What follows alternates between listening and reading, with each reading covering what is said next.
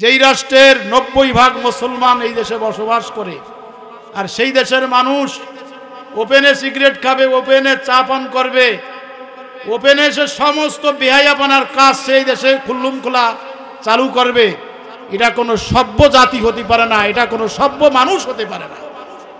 এই সমস্ত সব মানুষের চাইতে হাইওয়ান জানোয়ার, এরা এদের চাইতে অনেক ভালো। আমরা সকলেই জানি যে আমরা এই পৃথিবীতে একদিন ছিলাম না, একদিন আসছি, বর্তমান আছি, একদিন আমরা থাকবো না। কথা ঠিক কিনা? আমি আপনাদের সামনে যেই কোরআনের আয়াতটা পড়েছি, আমরা অনেকে মুখস্থ বলতে পারি, কুল্লু নাফসিন, সকালে বলে কুল্লু নাফসিন যায়িকাতুল মউত, তাই না? এইটুক প্রতিটা মুসলমানের মুখস্থ আছে, মহিলা হোক পুরুষ হোক সকলেরই মুখস্থ, কুল্লু নাফসিন যায়িকাতুল মউত, সমস্ত প্রাণীর মৃত্যুর স্বাদ গ্রহণ করতে হবে। আল্লাহ দুই জায়গায় এই কথাটা আল্লাহ পাক বলেছেন। এক জায়গায় বলেছেন কুল্লু নাফসিন যায়িকাতুল মউত সুম্মা ইলাইনা তুরজাউন। আজকে আমার যে তেলাওয়াতকৃত আয়াত এটি লম্বা, কুল্লু নাফসিন যায়িকাতুল মউত ওয়া ইন্নামা তুওয়াফাউনা উজুরাকুম ইয়াউমাল কিয়ামাহ ফামান যুহজিয়া আনিন নার ওয়া উদখিলাল জান্নাতা ফাকাদ ফাজ ওয়া মাল হায়াতুদ দুনিয়া ইল্লা মাতাউল গুরুর। আল্লাহ বলেন সমস্ত প্রাণীর মৃত্যুর স্বাদ গ্রহণ করতে হবে। মৃত্যুর স্বাদ গ্রহণ করার পরে এই দুনিয়ার জীবনে, এই দুনিয়াতে ভালো মন্দ আমরা যা কিছু করেছি সব কিছুর প্রতিদান, সব কিছুর বদলা, যাজা সাজা আল্লাহ পাক রব্বুল আলামিন দান করবে। ওয়া ইন্নামা তুওয়াফাউনা উজুরাকুম ইয়াউমাল কিয়ামা, কিয়ামতের দিন আমাদের এই দুনিয়ার জীবনের যত কৃতকর্ম আমরা যা কিছু করেছি, ভালো করছি মন্দ করছি, যা কিছু করেছি এর সব কিছু কিয়ামতের দিন আল্লাহ পাক আপনার আমার হাতে দিয়ে দেবেন। আল্লাহ তারপরে বলেন ফামান যুহজিহা আনিন নার, যেই ব্যক্তিকে জাহান্নামের আগুন থেকে মুক্তি দেয়া হবে, যেই ব্যক্তিকে জাহান্নামের আগুন থেকে পরিত্রাণ দেয়া হবে, ফাকাদ ফাজ, ওই ব্যক্তি কামিয়াব হয়ে যাবে। সে কি হয়ে যাবে? জাহান্নাম থেকে যে মুক্তি পাবে সে কি হবে? কামিয়াবি হয়ে যাবে। কি কামিয়াবি হবে? গাড়ি পাবে, বাড়ি পাবে, যা পাবেন। ওয়ালাকুম ফিহা মা তাশতাহি আনফুসুকুম ওয়ালাকুম ফিহা মা তাদদাউন। জান্নাতে যখন যাব, আল্লাহর কাছে যখন যাব, যা আমার মনে চাইবে, যা আমার ইচ্ছা হবে সব আল্লাহ পাক আশা পূরণ করে দিবে। সুবহানাল্লাহ। আহা, তাহলে আল্লাহ বলেন ফামান যুহজিয়া আনিন নার ফাকাদ ফাজ, যাকে জাহান্নাম থেকে যাকে মুক্তি দেয়া হবে সে কামিয়াব হয়ে যাবে। ওয়ামাল হায়াতুদ দুনিয়া ইল্লা মাতাউল গুরুর। আল্লাহ বলেন তোমরা যেই দুনিয়ায় আসো, এই দুনিয়ার জিন্দেগিটা একমাত্র ধোঁকা ছাড়া আর কিছু নয়। আমরা যারা দুনিয়াতে আসি, এই দুনিয়াটা কলাম একটা ধোঁকা, ধোঁকা না? আমরা তো বুঝি না। বাড়ি আজকে দুনিয়াতে আসি বলতেছে এই বাড়ি আমার, আজকে দুনিয়াতে আসি বলতেছি এই চকটা 10 বিঘা ধরে এই আমার। দুনিয়াতে আসি বলতেছি এই যে চৌরাস্তার এই যে যে জায়গাটা দেখতেছেন 4-5টা বিল্ডিং, এগুলো সব আমার। কিন্তু আমি আমার বলি, প্রকৃতভাবে এটা আমার না, ই আমানত চান্দে রোজে নজদে মাস, ই আমানত চান্দে রোজে নজদে মাস, দর হাকিকত মালিকে হর শাই খুদাস। যে এই যে দুনিয়ার মধ্যে আমার আপনার জন্য যা কিছু আমরা ভোগ করতেছি, যা কিছু আমরা এটা ব্যবহার করতেছি, এটা সব কিছু আল্লাহর দেওয়া, সব কিছু আল্লাহ কিছুদিনের জন্য আপনার আমার কাছে আমানত রেখেছে, আমানত দিয়েছে। আল্লাহর যখন হুকুম হবে এই আমানত আপনার থেকে আমার থেকে নিয়ে যাবে, বরং এইগুলোর সব কিছুর মালিক কে? জোরে বলেন কে? আরো জোরে বলেন কে? আল্লাহ। আমি বলি আমিই তো আমার না, আমিই তো আমার না। আমি আজকে এই মাহফিলে আসি, কে আমরা বুকে হাত দিয়ে বলতে পারবো যে আমি বাড়ি পর্যন্ত যাইতে পারবো?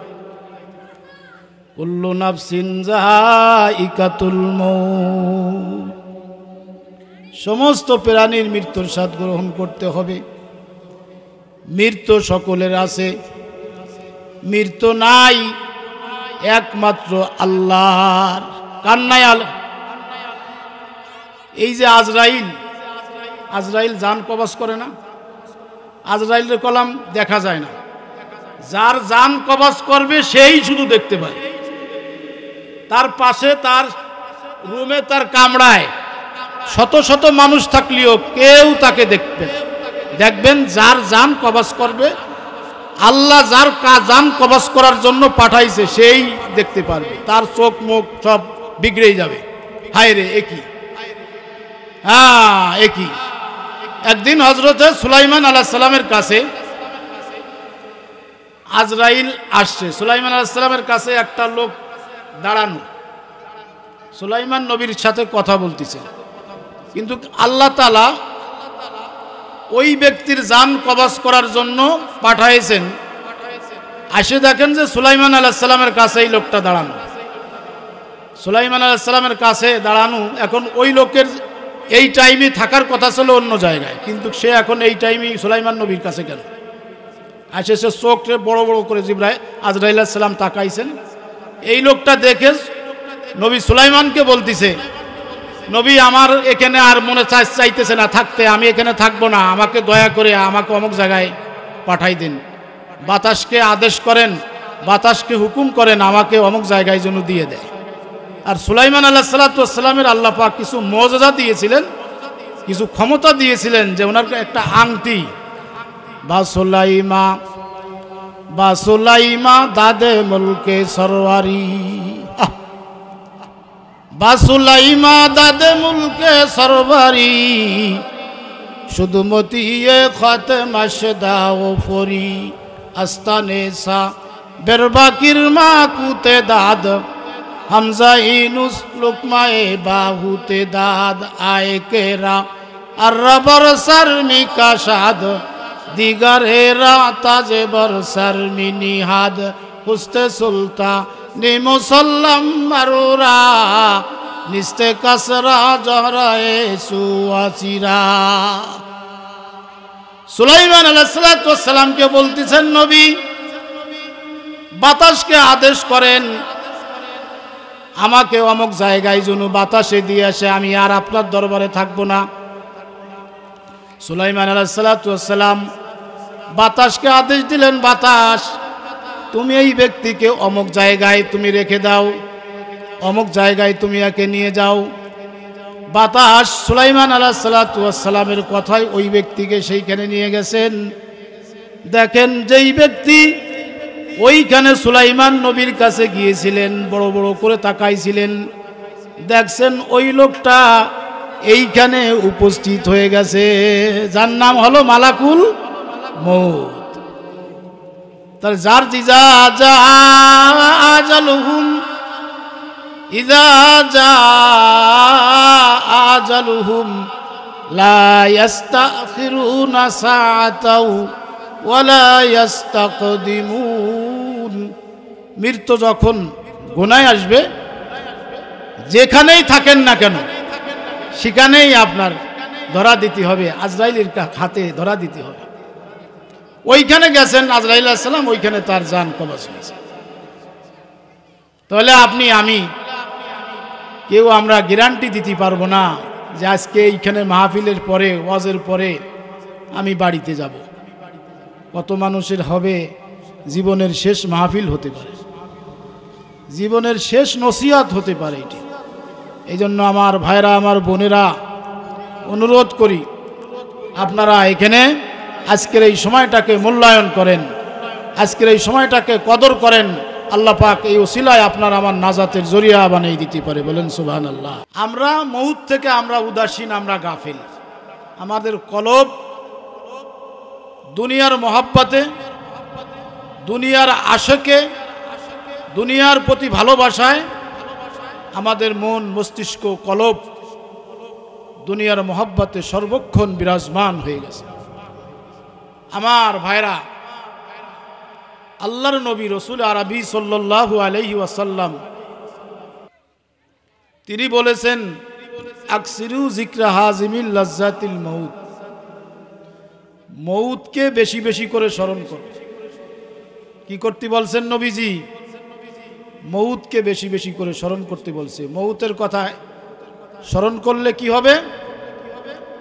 গুনাহমুক্ত জীবন গড়ার জন্য আল্লাহ আপনাকে ওসিলা বানাই দিবে, বলেন সুবহানাল্লাহ। আজকে আমরা মউত থেকে উদাসীন।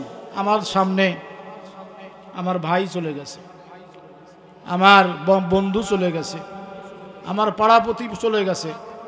দেখা যাচ্ছে যে 2-1 ঘন্টার একটু তার ফেকের, তার জন্য একটু কাকতি মিনতি করলাম, কান্নাকাটি করলাম, আবার দেখা যায় যেই অবস্থা ছিলাম সেই অবস্থায়। একজন কবি তিনি বলেছেন, ইজা হুমিলাতিল জানাজাতু ইলাল কুবুরে, ইজা হুমিলাতিল জানাজাতু ইলাল কুবুরে ফালাম বিআন্নাকা বাদাহা মাহমুলু। যখন কোন জানাজাকে তুমি নিতে দেখবা, খাটিয়ায় করে কবরের দিকে যখন নিতে দেখবা, তখন তুমি এই কথা চিন্তা করো যে এই খাটিয়াতে, এই যেই লাশ নেওয়া হচ্ছে যেই খাটলাতে করে, এই খাটলাতে একদিন আমারও শুইতে হতে পারে। আমরা তো এটা চিন্তা করি না। কবর আপনাকে আমাকে প্রতিদিন কমপক্ষে 20 বার করে ডাকে।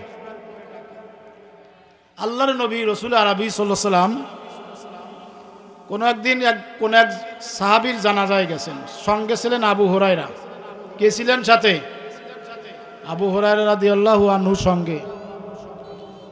জানাজার শেষে কবরে যখন যাইতেছে, কবরের কাছে যাওয়ার পরে নবীজি কবরকে দেখাই দিয়ে বলতেছেন, এমন কোনো দিন নাই, এমন কোনো সময় নাই যেই দিন, যেই রাতে প্রতিদিন কবর মানুষকে আহ্বান করে, মানুষকে ডাকে।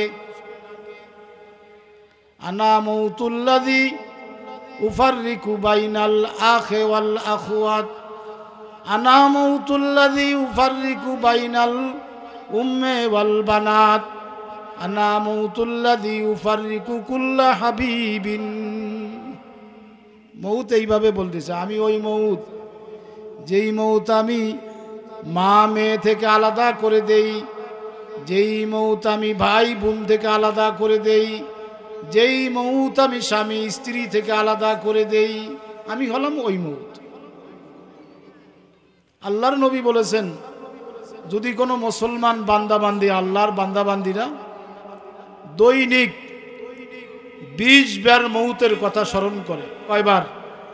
20 বার। যদি প্রতিদিন 20 বার মউতের কথা স্মরণ করে, ওই বান্দা, ওই বান্দি যদি ওই রাতে বা ওই দিনে যদি সে মারা যায়, আল্লাহ পাক তাকে শহীদের মর্যাদা দান করে, বলেন সুবহানাল্লাহ। আমরা তো মউতের কথা চিন্তাই করি না। দাদা গেল, বাবা গেল, কেউ তো ফিরে এলো না,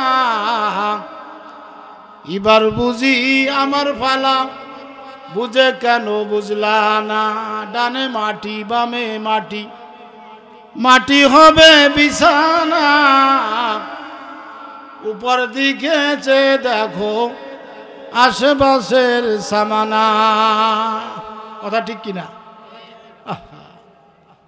ওরে টাকা পয়সা জমিদারি আর কত করবা বাহাদুরি, ওরে খাট পালঙ্গ সোনার বাড়ি কাকে যাবি দিয়ারে, কবর দেশে যাইয়া। একদিন চুল পাকিবে দন্ত পড়িবে, একদিন চুল পাকিবে দন্ত পড়িবে, ও তোর যৌবনীতে পড়ে যাবে ভাটি রে বন্ধু, কারাশায় বানাইলা ঘর বাড়ি। কার আশায় আমরা অট্টালিকা বাড়ি ঘর দুয়ার বিল্ডিং তৈরি করি, চিন্তা করি? আহা, কয়েক বছর আগের একটা ঘটনা। এক লোক 10 বছর আমেরিকায় ছিল। কত বছর? 10 বছর আমেরিকায় থাকা অবস্থায় ওই আমেরিকার থেকে বাড়ি আপনার পদ্মার উপরে, এই পদ্মার উপরের মানুষ আপনার বড় বড় রাষ্ট্রে কলাম বেশি থাকে, গ্রিস, আমেরিকা, ইটালি। কথা বুঝছেন? বাড়ির কাজ ধরছে 8 তলা ফাউন্ডেশন দিয়ে আপনার শরীয়তপুর শহর, এই 8 তলা ফাউন্ডেশন দিয়ে 4 তলা না 5 তলা পর্যন্ত কমপ্লিট। ওনার সময় শেষ, উনি বাড়িতে আসবেন, দেশে আসবেন, বিল্ডিং প্রস্তুত, 4 তলা পর্যন্ত কমপ্লিট। রিসিপশনে আসছেন গ্রামের মানুষ, অনেক পয়সাওয়ালা মানুষ, আপনার ঢাকা এয়ারপোর্ট থেকে ওনাকে রিসিভ করে বাড়িতে নিয়ে চলছেন। আগে এই পদ্মা ব্রিজ তো হয়েছে অল্প দিন, এই সরকারের আমলে, গত কয়েক বছর আগে। আগে বললাম দক্ষিণবঙ্গের মানুষে যাওয়ার জন্য খুব একটা বিপদ ছিল, অনেক লাশ, অনেক রোগী। এই ফেরি পারাপারের জন্য দেরি হওয়ার কারণে এখানে কলাম অনেকে মারা গেছে। আল্লাহ তো কি করছেন? পদ্মার মাঝখানে যখন গেছে, এই পদ্মার মাঝখানে গেলি অসুস্থ ভাব, তারপরও পদ্মা পার হয়ে গেছে। পার হয়ে যাওয়ার পরে শরীয়তপুর তো পদ্মা পার হলে আর বেশি দূরত্ব থাকে না, বাড়িতে যাবে গেটে প্রবেশ করবে ভাব, এই সময় শরীরে একটা ঝাঁকুনি দিয়ে এমতো অবস্থায় সে দুনিয়ার থেকে বিদায় গেছে। ইন্না লিল্লাহি ওয়া ইন্না ইলাইহি রাজিউন। তাহলে এই যে এত শখের বিল্ডিং, এত শখের চিন্তা চেতনা কই গেল? আমরা একটু চিন্তা করি, একটু চিন্তা করেন, একটু গভীর মনোযোগ দেন, মনটাকে নরম করেন, একটু গভীর চিন্তা করেন যে আল্লাহ, আমি দুনিয়াতে তুমি পাঠাইছো, আমি দুনিয়া এসে কি করতেছি? আল্লাহর হুকুম 5 ওয়াক্ত নামাজ আদায় করা, আল্লাহর হুকুম যাকাত পরিমাণ মাল হলে যাকাত সঠিকভাবে আদায় করা। এই যে রমজান মাস আসতেছে, এই রমজান মাসের রোজা আদায় করা। এই রমজান মাসের রোজা, এই গাজীপুরে কত যে মানুষ যে বেরোজগার, এটার কোনো হিসাব নাই। চার দোকানে কয়েকদিন পর্দা দেবে, 2 দিন 1 দিন পর্দা দিয়ে তারপরে ওপেনে চা তলায়, ওপেনে আপনার সিগারেট, আপনার ওপেনে আপনার খুল্লুম খোলা বেহায়াপানা। একটা মুসলিম রাষ্ট্র, যেই রাষ্ট্রের 90% মুসলমান এই দেশে বসবাস করে, আর সেই দেশের মানুষ ওপেনে সিগারেট খাবে, ওপেনে চা পান করবে, ওপেনে সে সমস্ত বেহায়াপানার কাজ সেই দেশে খুল্লুম খোলা চালু করবে। এটা কোনো সভ্য জাতি হতে পারে না, এটা কোনো সভ্য মানুষ হতে পারে না। এই সমস্ত সব মানুষের চাইতে হাইওয়ান জানোয়ার এরা এদের চাইতে অনেক ভালো। কারণ আল্লাহই বলছেন যে মানুষ হয়ে, দেখেন কোরআন শরীফের আয়াত আল্লাহ এক জায়গায় বলছেন, ওয়ালাকাদ জারানা লিজাহান্নামা কাসীরাম মিনাল জিন্নি ওয়াল ইনসি লাহুম কুলুবুল লা ইয়াফকাহুনা বিহা ওয়া লাহুম আ'য়ুনুল লা ইবসিরুনা বিহা ওয়া লাহুম আযানুল লা ইয়াসমাউনা বিহা উলাইকা কাল আনআমি বাল হুম আদাল ওয়া উলাইকা হুমুল গাফিলুন। আল্লাহ এখানে বলেন যে মানুষ আর জিনদের মধ্যে কিছু মানুষ আর কিছু জিন, তাদেরকে আমি একটা কলব দিয়েছিলাম। এই কলব দিয়ে তারা ভালো জিনিস উপলব্ধি করতে পারি নাই। তাদের চক্ষু দিয়েছিলাম, চোখ দিয়ে তারা ভালো জিনিস দেখি নেই। কর্ণ দিয়েছিলাম, কান দিয়ে তারা ভালো জিনিস শ্রবণ করি নেই, শুনি নেই। আল্লাহ বলেন এত কিছু দেওয়া সত্ত্বেও যারা এইগুলোকে সঠিকভাবে যারা ব্যবহার করলো না, আল্লাহ বলেন উলাইকা কাল আনআম, এরা হলো চতুষ্পয় জানোয়ার। চতুষ্পয় জানোয়ার, শুধু আল্লাহ চতুষ্পয় জানোয়ার বলে ক্ষান্ত করেন নাই, আল্লাহ তারপরে আরেকটা শব্দ ব্যবহার করেছেন বালহুম আদল, বরং তারা ওই চতুষ্পয় জানোয়ারের চাইতে তারা আরো বেশি নিকৃষ্ট। নাউজুবিল্লাহ কর। চতুষ্পয় জানোয়ারের চাইতে নিকৃষ্ট কেন বলল? চতুষ্পয় জানোয়ারের কোনো জ্ঞান নাই, বুদ্ধি নাই, বিবেক নাই। মানুষের সব কিছু আল্লাহ দিয়েছে, বুদ্ধি দিয়েছে, বিবেক দিয়েছে, ভালো মন্দ সব কিছু আছে। সব কিছু বোঝার পরে, সব কিছু জানার পরেও যারা এইটাকে ভালোভাবে নিল না, ভালোভাবে ব্যবহার করলো না, আল্লাহ পাক তাদেরকে বলছেন তারা ওই চতুষ্পয় জানোয়ারের চাইতে নিকৃষ্ট। কারণ জানোয়ারের তো কোনো জ্ঞান নাই, বুদ্ধি নাই। একটা গরুকে যদি বলেন, গরুটা ছেড়ে দিয়ে যদি বলেন, একটা ক্ষেতের কাছে যেয়ে যদি বলেন এই ক্ষেতটা চেয়ারম্যান সাহেবের ক্ষেত, গরু তুমি এই চেয়ারম্যান সাহেবের ক্ষেতে তুমি মুখ দিও না, এইটা কমিশনার সাহেবের ক্ষেত, এই কমিশনার সাহেবের ক্ষেতে তুমি মুখ দিবা না, খাবা না। গরু কি শুনবে? বলে বলেন শুনবে? শুনবে না। তাহলে গরুর যেরকম ভালো মন্দ বললেও সে বোঝে না, মানে যতই তাকে আমি বুঝই সে বুঝবে না। তাহলে মানুষ সব কিছু আল্লাহ দিয়েছে, এই মানুষটা যদি সে এরকম সঠিকভাবে আল্লাহর দেওয়া বিধান, আল্লাহর দেওয়া আইন কানুন, সে যদি এটাকে সঠিকভাবে ব্যবহার না করে, আল্লাহ বলছেন যে এরা এই চতুষ্পয় জানোয়ার এর চাইতে নিকৃষ্ট।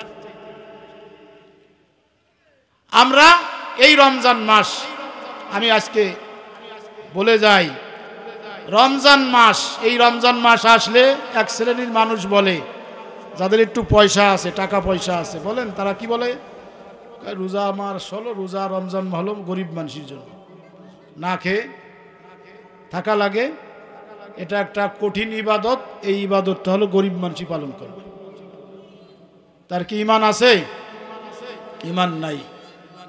আল্লাহর নবী হাদিস শরীফের মধ্যে বলছেন, বনিয়াল ইসলাম আলা খামসিন শাহাদাতি আল্লা ইলাহা ইল্লাল্লাহ ওয়া আন্না মুহাম্মাদার রাসূলুল্লাহ ওয়া ইকামিস সালাহ ওয়া ইতাইজ যাকাত ওয়াল হজ্জি ওয়া সাওমি রমাযান। ইসলামের ভিত্তি হলো পাঁচটি। কয়টি? পাঁচটি। এক নম্বর হলো কলেমা, মুসলমান, যেটা পড়লে মানুষ মুসলমান হয়, যেটার পরে আমল করলে, বিশ্বাস করলে মুসলমানিত্ব থাকে। দুই নম্বর হলো নামাজ, রোজা, হজ, যাকাত। তো নামাজ আর রোজা, এই কলেমা, নামাজ আর রোজা, এইটা ধনী গরিব সকলের জন্য সমান, সকলের জন্য সমান। যাকাত আর হলো আর একটা কি বললাম, হজ, এইটা গরিব মানুষের জন্য নয়, এইটা হলো যাদের টাকা পয়সা আছে তারা যাকাত দিবে, বৎসরান্তরে হিসাব করে অতিরিক্ত যেই সম্পদ থাকবে সেই সম্পদের 40 ভাগের 1 ভাগ হিসাব করে যাকাত দিবে।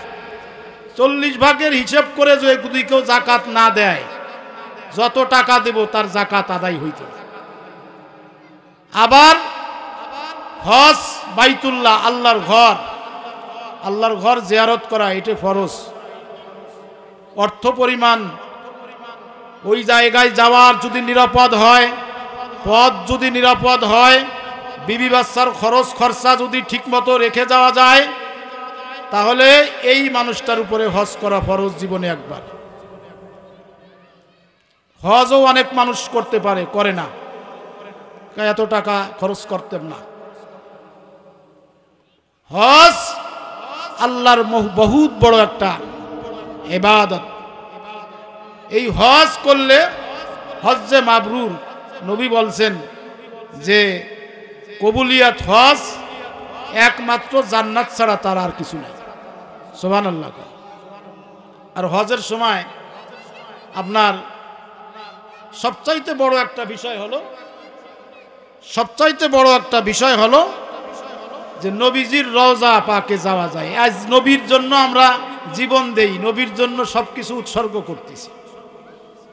সেই নবীরে তো চোখে দেখলাম না, দেখছি নবীজি শুয়ে আছেন ওই রওজা পাকে।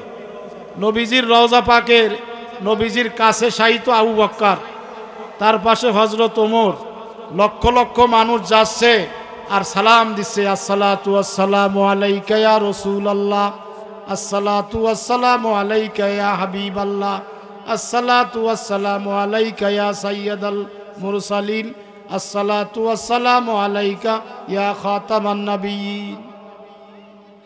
নবী বলেন, যেই ব্যক্তি আমার কাছে এসে রওজা এসে সালাম দেয়, আমি নবী নিজে স্বয়ং তার সালাম শুনি। বলেন সুবহানাল্লাহ। আমি নিজে তো স্বয়ং তার সালামের উত্তর দান। এই জন্য নবী পাক সাল্লাল্লাহু আলাইহি ওয়াসাল্লামের রওজা জিয়ারত করা এটা অনেক বড় খুশনসিব। আমাদের মনে চায় না নবীর রওজা পাকে যাইতে ইচ্ছে কার কার? হাতুস করেন তো। আল্লাহ তুমি সবাইরে কবুল করো, বলেন আমিন। আল্লাহর নবী বলছেন, মান জারা কবরি ওয়াজাবাত লাহু শাফাআতি।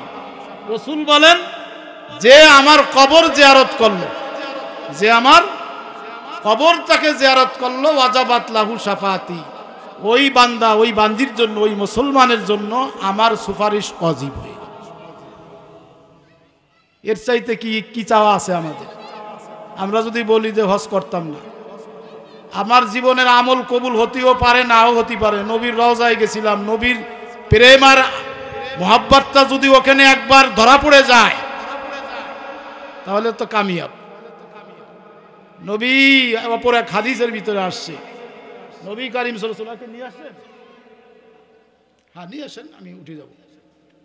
নবী কারীম সাল্লাল্লাহু আলাইহি ওয়াসাল্লাম আম্মার ইবনে ইয়াসির থেকে হাদিস বর্ণিত, আম্মার ইবনে ইয়াসির থেকে হাদিস বর্ণিত, নবী কারীম সাল্লাল্লাহু আলাইহি সাল্লাম বলেন, পৃথিবীর আনাসে কানাসে যেখান থেকে আমার বান্দা বান্দিরা আমার জন্য দুরূদ প্রেরণ করবে, আমার জন্য দুরূদ পড়বে, আমার উপরে দুরূদ পাঠ করবে, আল্লাহ পাকের রহমতের ফেরেশতা আমি নবী আমার রওজা পাকে তার বাবার নাম, তার দাদার নাম, তার 14 গোষ্ঠীর নাম সহ আমি নবী আমার রওজায় পৌঁছায় দেয়।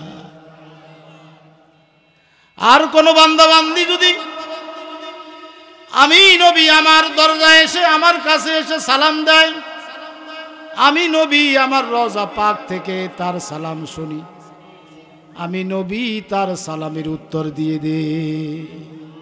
পৃথিবীতে এমনও মানুষ ছিল, এমনও মানুষ গুজরিয়ে গিয়েছে, নবীজির রওজা পাকে গেছেন, নবীজি তার সালাম শুনছেন, নবীজির ওই সালামের জবাব আশেপাশের মুসলমানরা শুনেছেন, আশেপাশের ইমানদার বান্দা বান্দিরা শুনেছেন, কিন্তু এখন এইটার ব্যবস্থায় হয়তো এমন হয়ে গেছে, মানুষ এখন এইটা সহ্য করতে পারে না, যার কারণে এই আওয়াজ এখন আর শোনানো হয় না। হজের সময় দেখেছেন, বাবে জিব্রাইল নামে একটা জিব্রাইল আছে। মদিনা শরীফে অনেকগুলো দরজা আছে, যারা হাজী সাহেব তারা গিয়েছেন, এক একটা দরজার নাম আছে, বাবে আবু বকর, বাবে ওমর, বাবে উসমান, বাবে আলী, বাবে তলহা। কিন্তু একটা দরজা আছে যেই দরজাটার নাম হলো বাবে জিব্রাইল। যেই দরজা দিয়ে জিব্রাইলের দরজা, অর্থাৎ নবী করিম সাল্লাল্লাহু আলাইহি ওয়াসাল্লাম বসে থাকলে আসহাবে সুফফায় নবীজির মসজিদে কোনো সময় যে কোনো জায়গায় বসে থাকলে এই দরজা দিয়ে জিব্রাইল নবীর সাথে এসে দেখা করতেন। হজের সময় এটাকে বেড়া দিয়ে এরকম পর্দা দিয়ে রাখে, এখানে কোনো মানুষকে প্রবেশ করতে দেয়া হয় না। এই বাবে জিব্রাইল নবী করিম সাল্লাল্লাহু আলাইহি ওয়াসাল্লামের জন্য একটা বরকতপূর্ণ একটা দরজা। আল্লাহ পাক রব্বুল আলামিন এই দরজা আমাদের সকলকে সচক্ষে দেখার জন্য কবুল করুন, বলেন আমিন। ইরাকের একজন বুজুর্গ ছিলেন, এই কথাটা বলে হযরত চলে আসছেন। ইরাকের একজন বুজুর্গ ছিলেন আব্দুল্লাহ ইবনে রিফাই নামে। উনি সব সময় শুধু নবীর জন্য দুরূদ পাঠাতেন, নবীর জন্য উদার মনে সব সময় খালি শুধু কান্নাকাটি করতেন, কবে যাবেন নবীজির রওজা পাকে।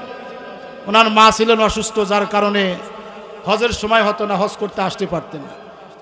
একবার উনি ইরাক থেকে হজের সময় হজ করে মক্কার কার্যক্রম শেষ করে নবীজির রওজা পাকে আসছেন। নবীজির রওজা পাকে এসে বলতেছেন, নে আমার পিয়ারা হাবিব, আমার বন্ধু, আমি এতদিন পর্যন্ত ইরাক থেকে আপনার জন্য দুরূদ আর সালাম প্রেরণ করতাম, আমি সশরীরে আপনার কাছে আসতে পারিনি। আজকে আমি সশরীরে আপনার দরবারে আসছি, আপনি একটু দয়া করে আপনার মুবারক হাতটা একটা বাইর করে দেন। কিতাবের ভিতরে আসছে যে আব্দুল্লাহ ইবনে রিফাই যখন এই ডাক দেশে, ডাক দেওয়ার সাথে সাথে আল্লাহর নবী রওজা পাক থেকে হাতটা উঁচু করে দিয়েছে, বের করে দিয়েছে, বলেন সুবহানাল্লাহ। আল্লাহর নবীর এই হাতটা ধরে আব্দুল্লাহ ইবনে রিফাই চুমো খেয়েছেন। চুমো খাওয়ার পরে মদিনার বাসীরা অনেক লোকে এই দৃশ্য দেখেছেন, সকলে ওনাকে কোলাকুলি করতেছেন, চুমা খাইতেছেন। উনি লুটিয়ে পড়ছেন মাটিতে, হায় হায় এ কি অবস্থা। শেষ পর্যন্ত ওনার জানটা উনি একটা চিক্কির মারছেন, আল্লাহ পাক ওইখানেই ওনার জানটাকে বের করে দিয়েছেন। এরপরে থেকে তো এখন অনেক মিচের থেকে রওজাকে ঢালাই দিয়ে ওখানে সশরীরে কাছে যে ধরা যায় না। যাই হোক, আল্লাহ আমাদের প্রত্যেকটা মানুষকে রসুলের রওজায় যাওয়ার তৌফিক দান করুক, বলেন আমিন। সবাই যাবেন তো? হজ পরিমাণ মাল হলে হজ করবেন, জাকাত পরিমাণ মাল হলে জাকাত দিবেন। সবাই রাজি?